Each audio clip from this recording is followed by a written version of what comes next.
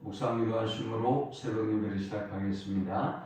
하나님 감사합니다. 오늘도 우리에게 새 날을 주시고 예배할 수 있는 은혜 주심에 감사합니다.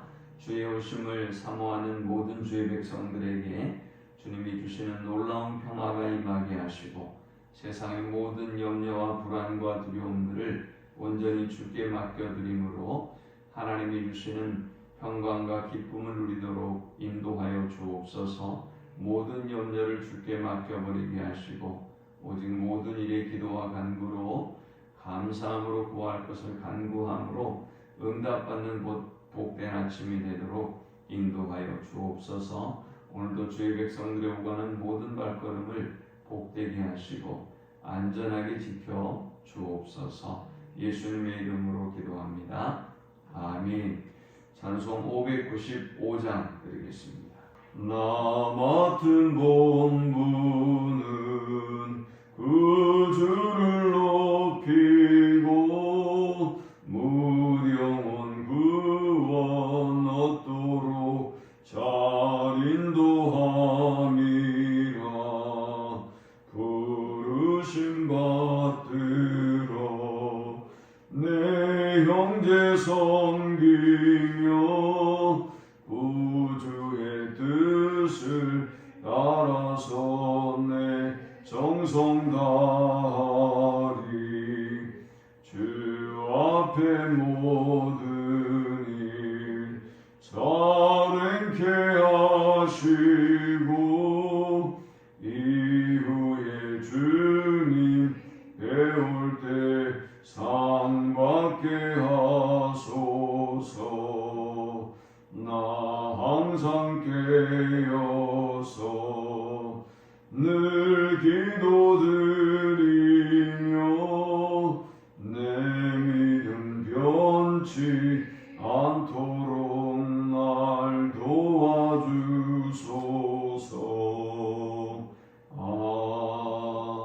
아멘. 오늘 이 시간에 주시는 살아계신 하나님의 말씀은 신약성경 디모데후서 4장 1절에서 8절의 말씀입니다. 하나님 앞과 살아있는 자와 죽은 자를 심판하실 그리스도 예수 앞에서 그가 나타나실 것과 그의 나라를 두고 엄히 명하노니 너는 말씀을 전파하라. 때를 얻든지 못 얻든지 항상 힘써라. 범사의 오래 참음과 가르침으로 경책하며 경계하며 권하라. 때가 이르니 사람이 바른 교훈을 받지 아니하며 귀가 가려워서 자기의 사욕을 따를 스승을 많이 두고 또 그 귀를 진리에서 돌이켜 허탄한 이야기를 따르리라. 그러나 너는 모든 일에 신중하여 고난을 받으며 전도자의 일을 하며 내 직무를 다하라. 전제와 같이 내가 벌써 부어지고 나의 떠날 시각이 가까웠도다. 나는 선한 싸움을 싸우고 나의 달려갈 길을 마치고 믿음을 지켰으니 이제 후로는 나를 위하여 의의 면류관이 예비되었으므로 주 곧 의로우신 재판장이 그날에 내게 주실 것이며 내게만 아니라 주의 나타나심을 사모하는 모든 자에게도니라. 아멘. 사도 바울은 디모데후서 1장을 통해서 어떤 상황과 어떤 형편에 있어서도 결코 흔들리지 말 것을 권면했습니다. 너희 믿음의 기원과 전통을 기억하고 믿음에 굳게 서서 다시 너희 안에 있는 은사를 불일듯 일어나게 하고 그리고 복음과 함께 고난을 받을 것을 권면했습니다. 2장에서는 너를 모집한 자, 너를 군사로 모집한 하나님 앞에 충성을 다할 것을 부탁하고 있습니다. 어떤 어려움이 있어도 진리를 옳게 분별하고 내 자신을 하나님 앞에 깨끗하고 정결한 그릇으로 준비해서 온전히 하나님 앞에 드려라 라고 부탁했습니다.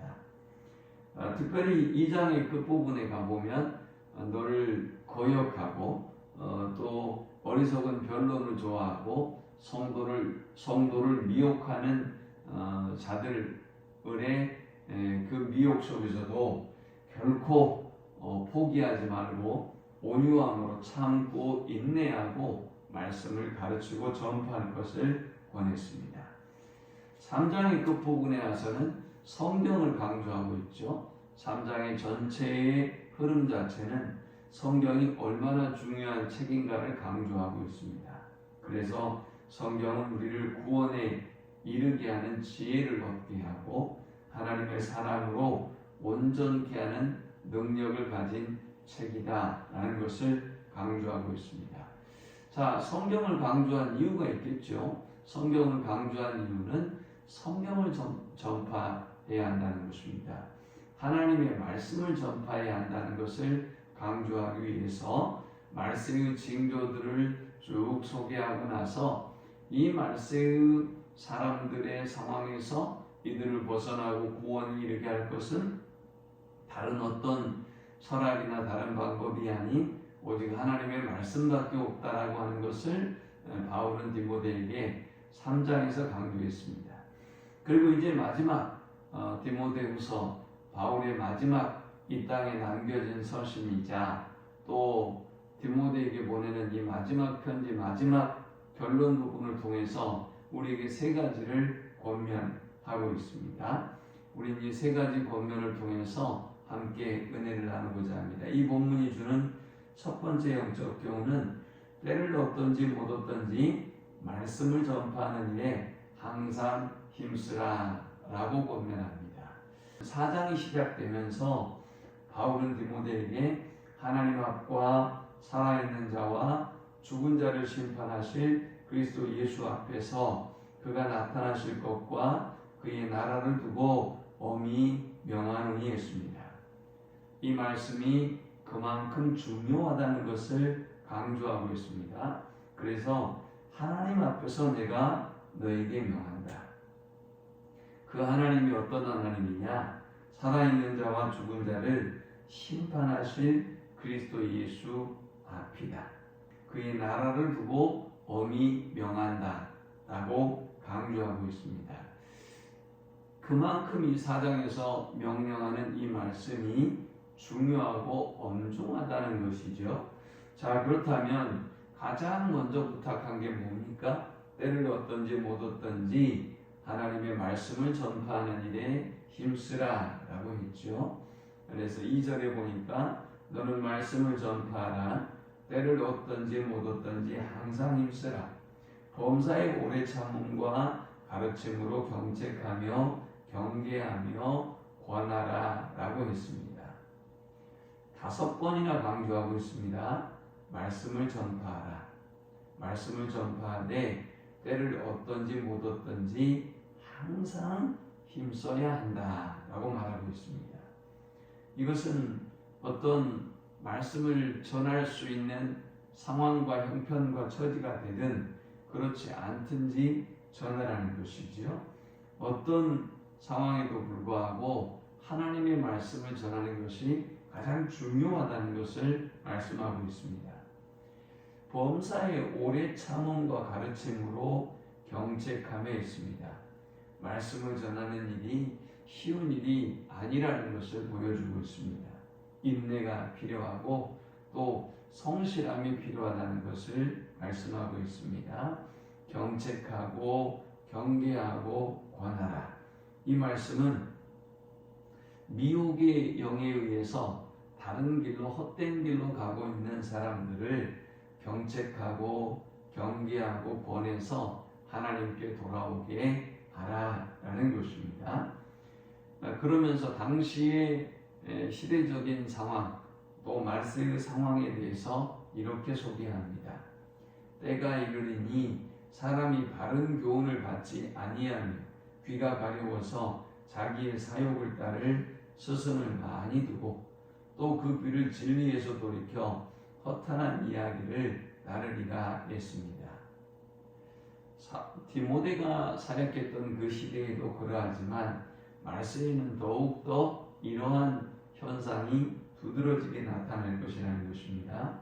사람들은 바른 교훈을 받지 않는다는 것입니다. 귀가 가려워서 하나님의 말씀보다는 자기의 스승을 두고 자기의 사욕을 쫓는다는 것입니다. 하나님의 말씀은 성령의 요구를 따르게 하는 것이지 개인적인 욕심과 야망을 쫓게 하는 것이 아니죠. 그러므로 개인적인 사욕을 따르는 사람들은 필연적으로 하나님의 말씀이 싫고 또 말씀을 멀리할 수밖에 없는 것입니다. 그들은 다른 스승을 찾습니다. 자기의 욕심을 두둔해주고 자기의 욕심을 오히려 성취해 줄 만한 스승을 쫓고 있기에 하나님의 말씀을 멀리 하는 것이지요.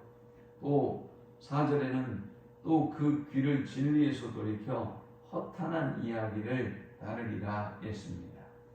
여기 허탄한 이야기는 구약의 역사에 기초한 신화를 의미합니다.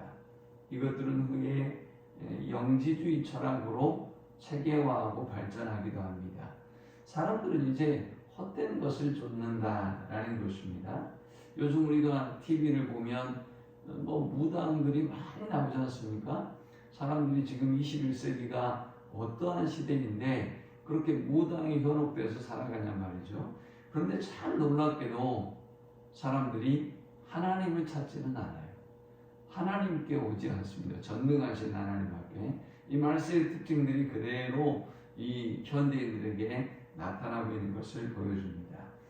이러한 상황이기 때문에 더욱더 하나님의 말씀을 때를 얻든지 못 얻든지 전파하는 일에 힘쓰라라는 것입니다. 왜 그렇게 해야 한다고 했습니까? 2장 25절 26절에 보니까 우리가 그렇게 전할 때 마귀의 올무에서 벗어나서 하나님께 회개하고 돌아오는 사람들이 있을 것이기 때문에 우리는 때를 얻든지 못 얻든지 열심히 말씀을 전파해야 한다라는 것입니다. 이 본문을 통해서 주시는 두 번째 영적 교훈은 모든 일에 신중하여 고난을 받으며 전도자의 일을 하라라고 했습니다.